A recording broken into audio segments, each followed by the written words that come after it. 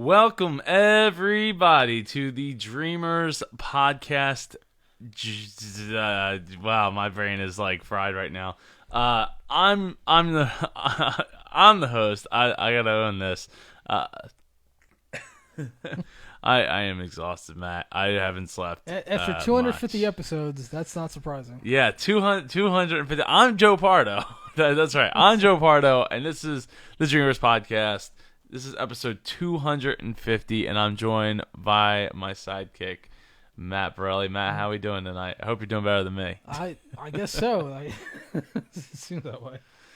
Yeah, it would see that way. I am pretty wiped out.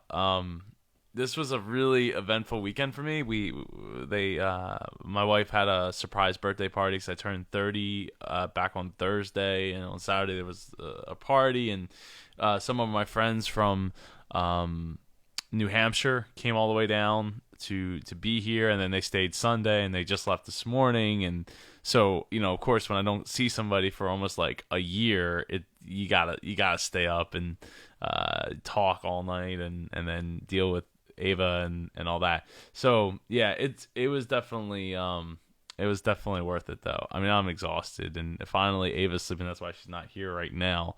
But it's yeah, 250 episodes, Matt. 250 episodes. So, how old were you when you started recording the Dreamers Podcast? Well, it was in 2014, May of. I have it down as May 19th, which makes sense because that was a Monday. So I think it was. Let me see here.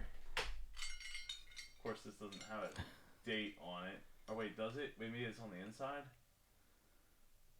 May 3rd. So May 3rd, I ran this race, and got the Compass. It was the Everest Challenge down in Disney. It no longer exists. And the race, not the part, not Disney. And yeah. So I went from that on a plane to running the show in 2 weeks. So I'm looking at the calendar. So that was on the 3rd, and I launched 2 weeks late. Well, a full 2 weeks later. So yeah, the 19th was when I launched the show. May 19th, 2014. So I guess I was it was 2 years ago. 2 years, yeah, like 2 years ago. So I guess I was 28 at the time. 28, yeah, and then we've ran 250 episodes in under 2.5 years. I mean, the 2.5 year mark is like November, right? May to say, 5 plus 6 is 11. Math. Yeah, so it's under 2.5 years, did 250 episodes. And actually now there's like no signs of stopping, because now I'm actually bringing a second episode on a week for all those that have been following along. I'm doing topic episodes on Friday, and I've been gearing up to write my third book, but once that starts to subside a little bit, I might be bumping it up to 3 or 4 days a week, because I've been doing these YouTube videos with Ava, and they're topic based, so 3 to 7 minutes long, and it's just been like a really awesome ride. To do this, so I'm so glad that you were able to be here, Matt, to record. I'm glad that it happened, so it wasn't a 250th episode was a topic episode, but yeah, it's just wild to think like you start something and now you're 250, and before you know it'll be a 500. In fact, we'll probably get to 500 pretty quick if I start ramping back up with the addition of the YouTube videos. I just want a quick shout out to Michael Wolfe and Martin. Thank you so much. I appreciate it. And Cheval, thank you so much. Yeah, tomorrow, right now we're recording live on Facebook Live. Usually I mention that. You can get there from like facebook.com/superjoepardo. I'm not sure if my video is like cutting out or anything, because like I'm watching it live on Facebook, Matt, and I'm like freezing every which way as we go. So, Matt, it's fitting too to talk about this with you, because like growing up, we were really, or maybe not so much you, but I know I was like really into the idea of like, why don't we have like a video game website?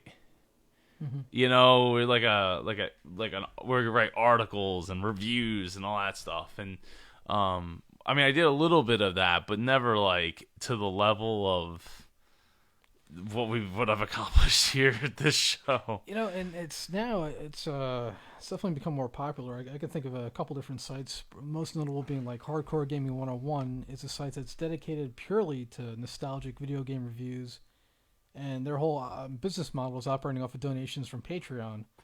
So, you know, and of course you've got stuff like the Angry Video Game Nerd. He does all these retro shows.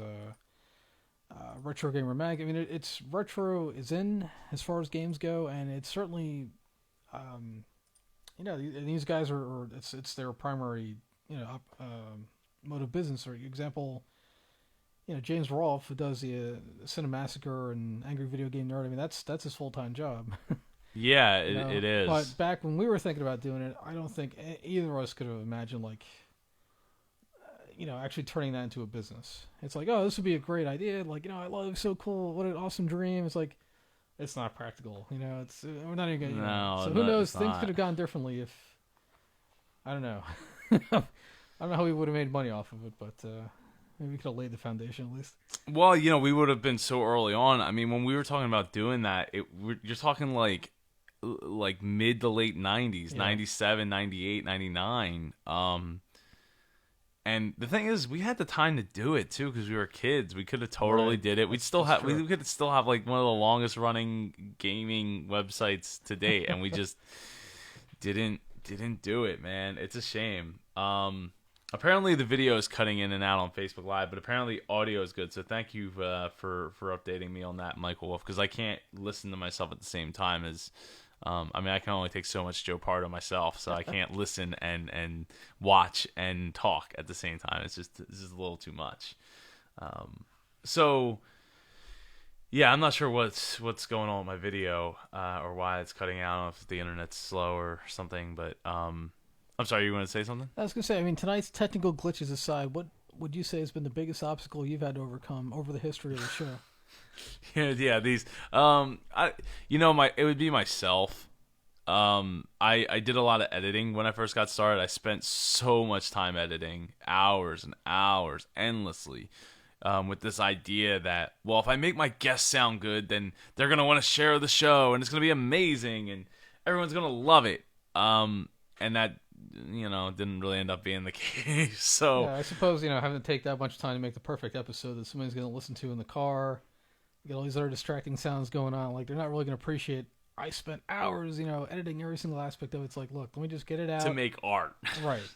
It's more content as opposed to, like, 3 super refined episodes as opposed to, like, all right, I got 15 out this week, and they're all of decent quality. Just, keep cranking them out. They sound good. Yeah. I know one of the other obstacles that I had was having a show that wasn't long enough for some people. I know some of my friends who listen, they're like, the show needs to be like 10 to 15 minutes long. When I was running shows that were only 30 minutes, and the reason I was running them 30 minutes was because it was less to edit. Since I stopped worrying about editing, we've done episodes, Matt, where the whole episode with the interview is like 2.5 hours. Yeah, it's a lot. It's a lot to listen to. But if you're really serious about this, if you're really serious about accomplishing a dream, pressing forward with what it is that is important to you, then what you need to do is make time for it. It's so easy to like just get lost in that idea that like it's just gonna happen for me one day. I once thought that with DJing. I mean, if you look behind me, there's turntables here, and unfortunately I haven't been able to touch them very much in the last 2 years because I've been so busy running this thing called a business, this life, this show, this everything. Yeah, it is really it's really important that like you prioritize the things that matter the most to you. But oh, I see why it's I see why we're cutting out on Facebook. It's actually telling me encoding overloaded. Consider turning down video settings or using a faster encoding preset, which is weird because I guess you can't change it midstream, so I guess it just is what it is. Shout out to Beatrice Feeney, who was one of our one of my first interviews on the show. Actually, she was on very very early. I don't quite remember who introduced us. Yeah, July 22nd, 2014 was her episode. It was episode number 33, which so I gotta say, so I've been going back, Matt, and I've been converting all of the episodes of Dreamers Podcast into YouTube videos so that people can find them and so people can listen to them. Hey, what's up, Jimmy Horn? So people can find them and listen to them on YouTube. And going back, I've done the first 45 episodes up to YouTube, and you can get there from superjoepardo.com/tube, TUBE, and it's just been like such a trip down memory lane because like these interviews, I haven't listened to them since I edited them. For the most part, there's been a couple episodes I went back, but it's just crazy because like it really does feel like just yesterday, even though I'm 250 episodes in. I mean, not every episode's an interview episode, and now with these mini episodes, I've been having so much fun with those. Not just because I get to share it with Ava and have like a interaction with her, but getting to share like I have a spreadsheet, right, of 250 different topics that we've either kind of we've talked a little bit about on the show before, or topics that I just haven't gotten to talk about, or topics that come up from like watching a movie or something, like a thought that I have. And so getting to do these mini episodes is going to be awesome, but I'm like bouncing around. I am really exhausted, so I apologize for this, but I'm just so appreciative that so many people so early on jumped on the idea that I was going to do this show that wasn't based on a super niche. Like, oh, this is a show about cooking, but only cooking with chicken. This is the show that where we only cook with chicken, and that's it. Like, there's no steak here. There's no other, this isn't the vegetarian show. This isn't the vegan show. This is chicken. Like, we love chicken, and chicken loves us, and people that gravitate to that idea. But this overarching, like, philosophy of people that just love what they do, are doing what they love, and they can connect with other people who they're not doing the same things, but they can connect on that level of like, wow, I can learn a lot from this person, even though I have zero idea what they're talking about when they talk about the technical aspects of the thing that they do versus what I do. And so it's really, really special. And I learned that really early on. It was one of my guests and very good friends, Jeanette Pellegrini. I think she was like episode 16 or something like that, or I don't know, 30, or I don't know, something like that. If you go back, you can find her. She told me, like, she's like, I didn't know anything about DJing, but like I connected with what that guy was saying because I'm in photography and we apparently deal with a lot of the same things. And how he deals with it is different than how I deal with it. So it's great to learn from somebody who's doing something like in the same vein, but totally different. It's also been great to give a platform to people. And that's something that I've had to learn too, Matt, over 250 episodes. It's like the show is a platform for other people to come and to take part in like basically what has become a community of people. I mean, with so many interviews and so many supporters, it's been absolutely amazing. And we've built this amazing community of people that have been guests on the show and fans of the show. from all over, actually all over the world, because I don't just get listens here in America, but like I have a pretty decent UK following, and apparently I have a growing Australian following as well, according to my the download stats. So I'm just really grateful for that, because like the show is basically like a business / entrepreneur show, but it's not like in the sense that everybody else does that hardcore, like this is a marketing show, so we have marketers on the show, or this is a that aspect of entrepreneurs, 'cause everyone loves to throw that word around, but like to me, like these people are just people that are living their dreams, and we can learn so much from each other, and I've learned so much from doing this show. I mean, one of the reasons I started it was because I didn't know what I wanted to do when I grew up. And so this show has helped me figure out quite a few aspects of not just being able to do this show as like the main anchor of my boat of what I do, but just in general, like connecting with people. And like early on, I told my dad when he asked, like, well, what is it that you want to do? I'm like, look, I just want to write, like, when I go to the doctor's office and it says, like, occupation, I want to write Joe Pardo there. Like, I want to be able to write on that paper Joe Pardo twice, and one of them is going to be in the occupation. So, and that's not to say, oh, well, entrepreneur or this or that. Like, it's just the things that I want to do, connecting to people that get it, that understand it. And it's not just Disney people, and it's not just this type of people or that type of people, but people from all around the world that get it, that there's more to life than money, there's more to life than health, there's more to life than people, there's more to, like, there's so many different facets, and we're just like a piece of it. And just getting to revel Yeah, revel in that that awesomeness. Yeah, I'm so thankful for all the people that have been on this journey with me, because it hasn't been easy at all. Plenty of times, like on the couch in the afternoon, thinking, what am I doing? Why am I doing this? I should be at work. I should be doing this. I should be doing that.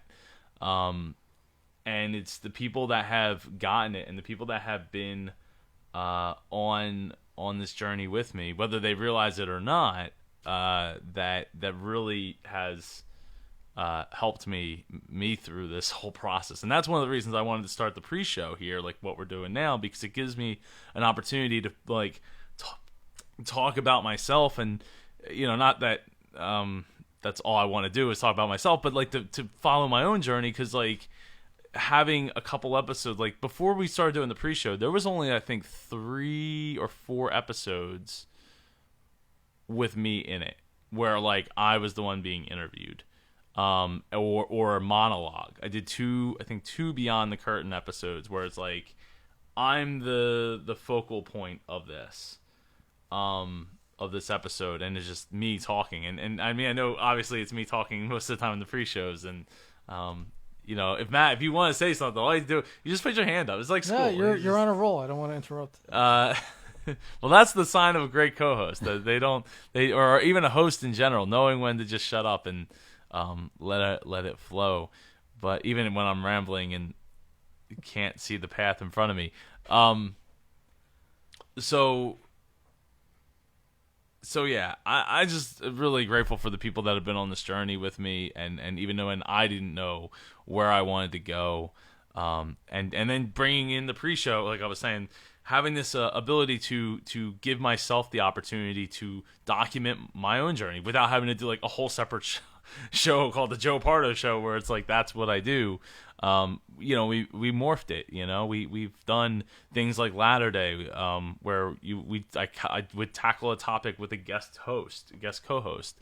That was awesome, and I know quite a few people that really love those. I know people that loved the Beyond the Curtain. So it's like everything's just kind of come together. It's just a matter of like, and keeping it fresh for myself, right? Because I get bored, and that's one of the chief inspirations for the show was like, here's a show where I won't get bored because I'm talking to somebody different with a different background, different everything, every week in and week out. So I didn't have that opportunity to be like, okay, let's talk about computer games. Well, I love computer games, or I love Disney. But by 10, 15 episodes in, I'm like, all right, I don't really feel like talking about this anymore. Yeah, it's funny. I mean, you said a lot of things. A couple things that stood out. Where one is when you're laying there on the couch and you're telling yourself, "Oh, I should be doing this," or I really should be doing that. It's like it always reminds me of the not even voices that are tending to be negative, but just the thought that, well, other people that are older than me or been doing this for longer, they I automatically assume they know better. So I like hear their voices tell me, "Oh, I should be doing a traditional job," or I should be anything that's kind of taking you away from your dream. And that's the kind of stuff you have to learn to shut out. And it reminds me, I was just watching a video the other day. Arnold Schwarzenegger was doing a quick Facebook Live thing, and he ended it with, I didn't watch it, but I did see that he had done that. To summarize what he says, like, I came to this country, and he's like, I had all these attractors. Oh, you talk funny, and you got no background, no experience. What are you gonna do? What do you got? He's like, and I just kept telling myself, I want to be the best at whatever I'm doing. I want to be, the number one. And he's like, so my voice became the only voice that mattered. It's not that you can't pull from other people, but don't let anyone ever tell you that you're not good enough, or this is stupid, or you're gonna fail, or even yourself, because a lot, you get that negative voice, in the back of your mind. Sometimes your own your own worst enemy at times, especially when things are tough. Yeah, it's definitely not easy to do what it is that you want to do. I think you've obviously come along with 250 episodes. I think it's safe to say you've who to listen to at this point. Well, yeah, listen to myself. Right. If I listen to other people too much or followed too many other people and what they're doing, then I wouldn't be doing what I'm doing. I'd be too worried to make sure that I fit in with what their perspective is. And it's, I've written about this in my book. It's having multiple perspectives, being able to see it. Like, you might not agree with it, but at least you can understand, okay, this is where somebody's coming from. I mean, to me, that's an invaluable skill that takes time to learn, to put yourself aside and remove yourself from a situation enough where it's like, I don't have to be angry about it just because I don't agree with it. Right. Let's see it from why somebody else would think that. It might be silly to me, but at least at the same time, I can understand it. Yeah, you want to be the innovator, not the follower. I mean, you have to be the one that's generating new ideas, not just what's everybody else doing. Let me grab a little bit of that, a little bit of this, and I'll throw it together. And there's a good reason I don't watch a lot of TV, Matt. I'm just gonna or consume a lot one of many. Stuff. It's you want to stand out, and listening to yourself, and not. I don't want to call them haters, but ignoring the doubters, I guess, is. Well, one thing I'm going to do a mini episode about this. The idea that that when I do watch stuff, I'm not consuming it. And I don't know if most people are doing this or not, but I don't consume things so much as I'm studying things. And it doesn't matter if it's an entertainment show, a documentary, watching America's Got Talent. It was the first time I'd ever watched a full season of America's Got Talent. It's the first time I watched more than 1 or 2 episodes in a whole season of that show. And I have such an appreciation for the editing that goes into that, the care that goes into that is such a huge production, and all I'm doing is I'm studying it. Sure, it's entertaining to a certain extent and all, but I'm studying it because I want to know and I want to figure out all the tricks that they've figured out over 11 seasons of doing a show to make it what it is. It's that's how I see things is I'm constantly studying it, and I'm going to do a whole episode talking about more specifically, so I don't want to get too deep into it, but look for that episode. I don't know if it's this week or next week. I haven't recorded these Fridays. Excuse me. Unlike these interviews, my Friday episodes are not recorded that much ahead of time. So the interviews are usually 2 to 3 months out, but these Friday episodes, because they're so quick, it's I just turn on the camera and me and Ava rock it. So yeah, listening to yourself really is a key part. It's something that I do, and it's something that I didn't do that, like, I always did it, but at the same time I always, before leaving to do this show, but I didn't leave to do the show, but from starting the show and from the time that I left my family's company, like, I always looked for permission to do something. So, like, I'd have this, like, idea of something I wanted to do, but I'd be pandering for permission, whether it was from friends or family or something like that, just looking for somebody else to support it. And now, like, I don't really, like, it doesn't really matter to me now if somebody supports what I'm doing or not, because I trust myself, and I trust that, it might not be perfect, right? At least not in the beginning or the first time around. But I've gotten enough positive feedback for what I do and how I go about doing things, that I'm confident that, like, okay, it might not be the most perfect thing in the world, but this is how I'm going to do it, and I'm confident in that. Sure, yeah. I mean, you've got a clear goal in mind already, so and it helps develop that confidence to give you the ability to say, all right, you know what, I'm done here. It's not, like you said, it's not perfect. It's never going to be perfect. There's no such thing as perfection. I mean, it's like, a friend of mine has been trying to write a book for years, and every time I ask about it, it's like, oh, well, I have to go back and redo these chapters. It's not quite ready yet. And it's like, my friend, when are you going to just bite the bullet and send it in? Because, it's never going to be perfect. It's never going to be you're not going to have every single syllable and phrase exactly as you want it. You're always going to look at it, oh, I should have written this differently, and I should have written that differently. Probably have revision 2 and 3 and 4. And you know who complains about that? Stephen King. And how many books has he written? Well, what was it? George R. Martin asked him, like, how do you write so many books? He's like, I just keep writing. I don't stop. Like, that's all it is. And then I just go back and take it. I used too many adjectives when I was younger. It's like, these are some, like, the all-time great horror novels I've read. Believe me, the adjectives nobody's worried about it. You're always going to be your own worst enemy or your biggest critic, but you have to know at which point to say, I'm satisfied with it. I know this is a good product. I know this is a good show. Whatever, and just do it. Don't let hesitation hold you back. Well, people will gravitate towards that, and that's one of the reasons why I always tell people, and it is kind of ironic that I tell people to niche down when this show isn't niche, but the other shows that I have done, that I have put together, were very niched, and it's very important because you can connect with people on such a deep level very quickly because it's exactly what they're looking for. I mean, it was brought up like, hey, there's a show. It was like 11 shows about metal detectors. 11. I would not have guessed that. No, I wouldn't have guessed that either. I'm guessing it's like they're also not just metal detectors like the ones you walk through, but metal detectors like metal detecting on the beach. That's what I'm thinking. Probably like that's what I'm thinking too. Or like what. Yeah. What metal detector to buy from just getting started? I don't need the. But there's 11 of them. But the reason that there's 11 of them is because people were so passionate about what it is that they're doing or they want to do that are like, I don't really care for that other show that's doing the same thing. Mm-hmm.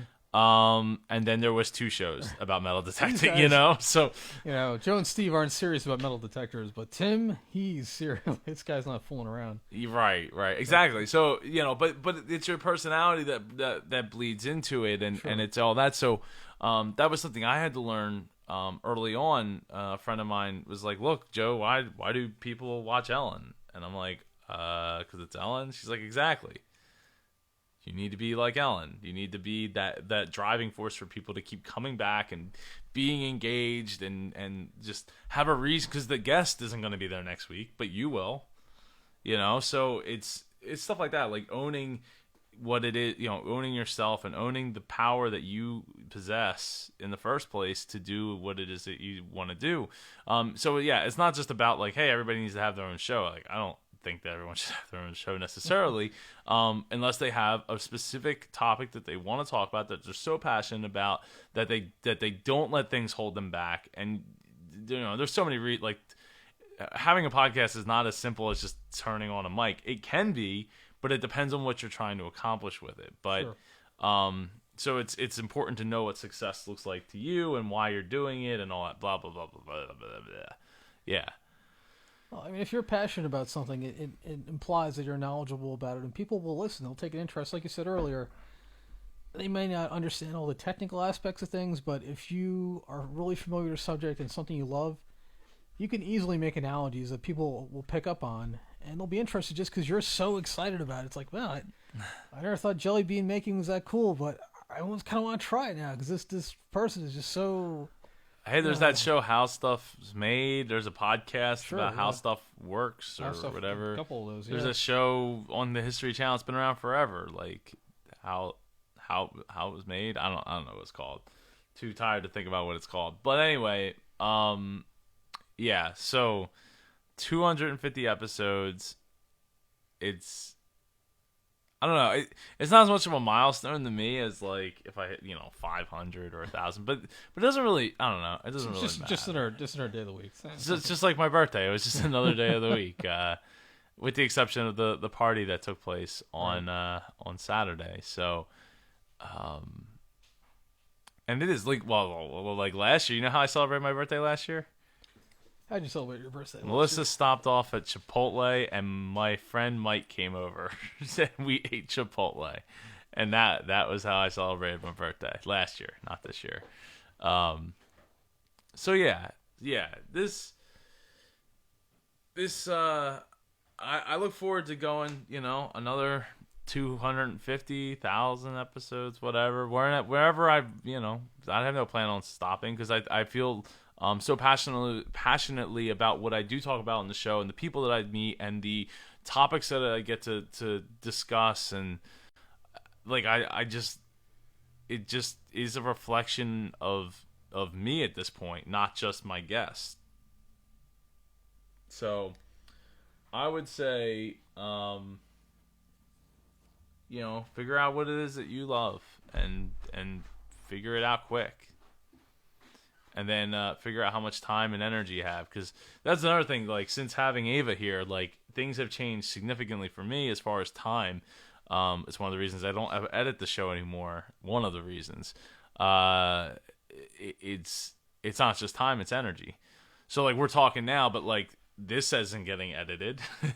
This is going to go straight into the episode. And then from here, we're going to make the jump and then go right into the interview with Aniya Wolfe. I shouldn't even mention it earlier. So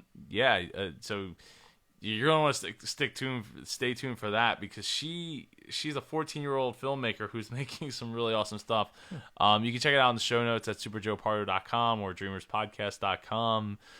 Go subscribe to my YouTube page because I need to get to 100 so I can finally secure youtube.com/superjoepardo. Feel free to share it. There's like 50 plus videos up there right now, and so feel free to watch some episodes, listen to some episodes, go back in time, go back to the beginning of the show and give it a listen. This is cool. This is really cool. It's been a journey and one I don't see stopping anytime soon. I don't see what could stop you from recording more episodes. I mean, even if the polar ice caps melt, I can picture you out there on a rowboat with a megaphone shouting out, it's episode 767 of the Dreamers Podcast, Joe Pardo, anyone within listening distance.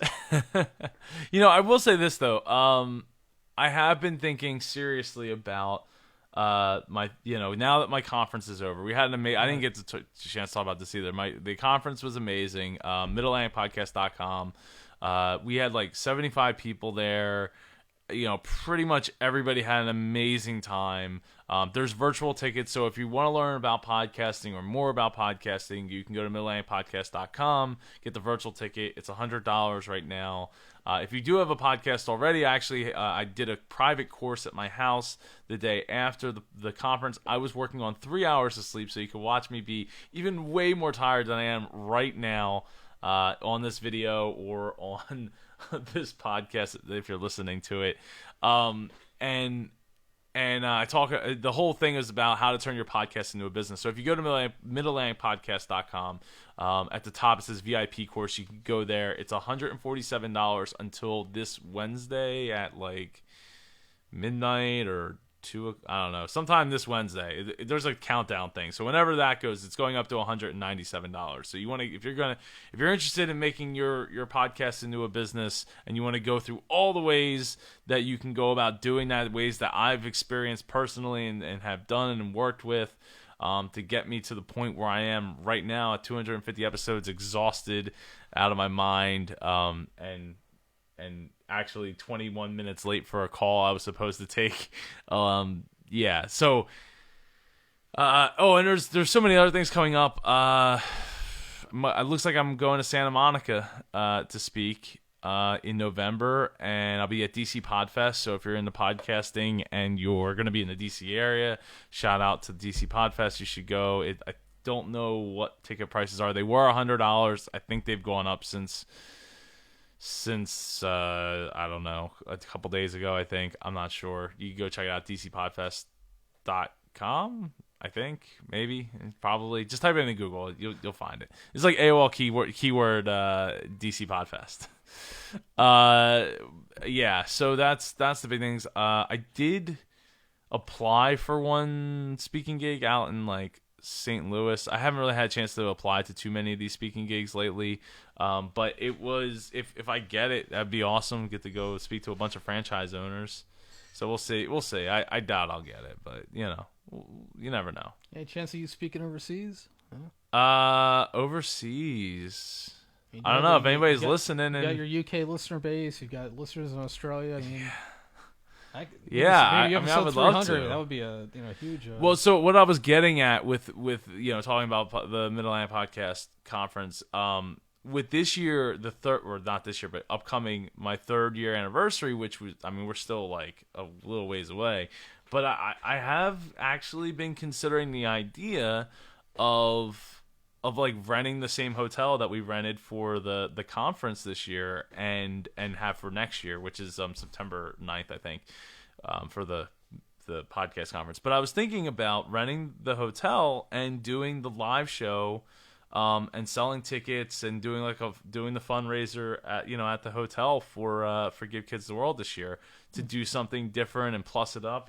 Third year's a charm or something like that, they say. Ideally, I would love for it to be like the 5th year, to be like, all right, now we're gonna do this. But you know what? I kind of feel like it would be cool if we could sell 50 tickets. I don't know what that would cost, how much we would donate. Like, if you're listening to this or you're watching this, shoot me a message and let me know that you're interested in this idea of like coming up to Philadelphia to check out a live show of. I was even thinking about taking it to Disney, but the thing is at Disney it's so expensive to rent places there. Like, not outside of Disney, like Orlando, but like inside. Like, if we were like, oh, I'm gonna rent like the Atlantic Dance Hall or something like the Odyssey. Like, that's expensive. Plus, you got to have tickets to go to Disney. Yeah. It's not ideal at all. Especially since I don't have I have a Disney fan base, but it's not. This isn't a Disney show. So. I would, I'm really interested in doing it. It would be in May or April, something like that. And yeah, 3-year anniversary. Let's rent a hotel and let's rent a room at a hotel. At a hotel. No, rent the ballroom at the hotel, and we could raise money and live stream it, and it could be a lot of fun. I would love to take that project on and raise a decent amount of money. We can have dinner and everything included. So I don't know what all that looks like, but if you're interested, let me know so we can get the ball rolling, because I don't want to put all the work out and we have like 10 people show up. That would not be ideal. So shoot me a message. Aniya Wolfe is coming up after the jump here. It's been so much fun. It's been a pleasure to be listened to. We're rapidly approaching 100,000 downloads, like very, very rapidly. So yeah, I appreciate everyone who shares the show, everyone that enjoys the show. I feel free to reach out. Like, that's one of the reasons I do this, is to help people be better, better at themselves and better than yesterday and all that. So all that. And I'm like so spaced out. This is like, this is real talk. Hashtag real talk over here. All right. So, yeah. Shoot me a message. Go to superjoepardo.com/tube. Subscribe to the YouTube channel. Would love to get to 100 so I can make a URL for myself so it doesn't have to be superjoepardo.com/tube. It could be youtube.com/superjoepardo like everything else. This was on Facebook Live originally. And Matt, I really appreciate you taking the time tonight.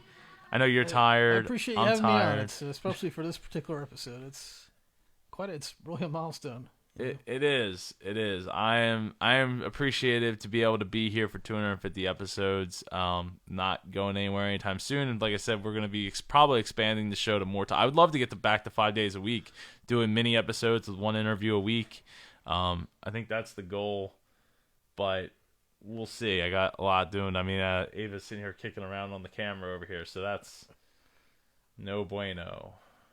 No bueno. Actually, it's like really weird. Like the camera is going crazy over here. Oh my god, look at this. Like, look, it's like jumping frames, so it looks very like haunted or something. I don't know. Everything's broken tonight. All right, well, stay tuned. So after the jump, Aniya Wolfe, 14-year-old filmmaker from Philadelphia. It's actually the daughter of Travis Wolfe, who was on last week. So if you didn't listen to last week's episode, go back to episode 248 and listen to that episode, because of that episode, I was literally crying, sitting across from him here in the studio. Listening to him tell his story about how he got to be a cop, and what inspired him to be a cop through dealing with racism and really, really bad family life. So yeah, go back, listen to episode 248, Travis Wolfe. All right, well, thank you everyone, and I will see you after the jump for the interview. Thanks, Matt. Thanks, Joe.